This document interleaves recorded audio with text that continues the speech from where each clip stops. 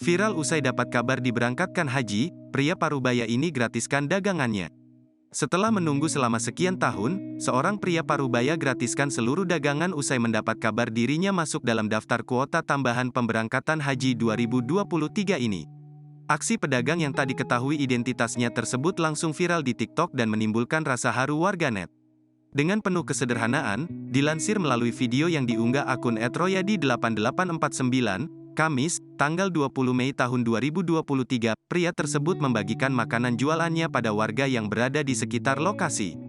Tampak dalam video viral tersebut seorang pria parubaya tampil mengenakan peci dan kemeja abu, sembari mengeluarkan plastik dari dalam motornya. Pria tersebut mempersilahkan orang yang berada di sekitar lokasi mencicipi jualannya. Terlihat bapak tersebut menjajakan makanan dengan menggunakan gerobak biru. Sontak aksinya menjadi berita viral, warga yang berada di sekitaran lokasi pun langsung mendatangi gerobak milik bapak.